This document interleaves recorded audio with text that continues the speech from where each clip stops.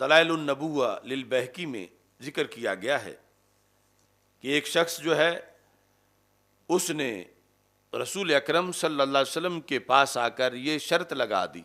ایمان لانے کے لیے، کہتا لا اؤمن بکا حتی تحیی لی ابنتی، کہ میری بیٹی فوت ہو گئی ہے، قبر میں دفن ہو چکی ہے، تو میں اس وقت تک ایمان نہیں لاؤں گا جب تک کہ آپ میری بیٹی کو زندہ نہ کر دیں۔ اگر آپ میری بیٹی کو زندہ کریں گے تو پھر میں آپ کا کلمہ پڑھ لوں گا۔ تو ہمارے آقا صلی اللہ علیہ وسلم نے اس کی شرط مان لی۔ انہو صلی اللہ علیہ وسلم اتا قبرہا، آپ اس کی بیٹی کی قبر پہ تشریف لے گئے۔ فقال یا فلانا، تو وہاں جا کر رسول پاک صلی اللہ علیہ وسلم نے اس کی بیٹی کا جو نام تھا وہ لے کر آواز دی۔ جب آپ نے فرمایا یا فلانا، تو اب اس بیٹی کی طرف سے جو اجابت تھی،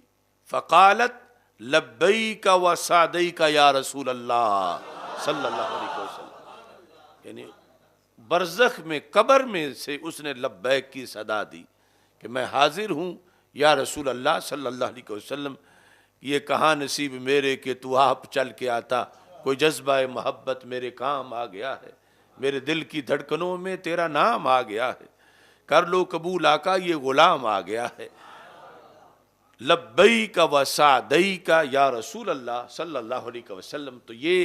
یعنی تسلسل ہے اس ذکر کا کہ صرف ظاہری حیات میں نہیں، قبر میں جا کر بھی وہاں بھی رسول اکرم صلی اللہ علیہ وسلم جب تشریف لے گئے ہیں اور یا فلانا آپ نے فرمایا ہے، تو وہ جو جس کی قسمت میں ایمان تھا کہ سرکار سے یہ شرط لگا لی کہ اگر آپ ایسا کریں گے تو میں کلمہ پڑھوں گا، تو ہمارے آقا صلی اللہ علیہ وسلم نے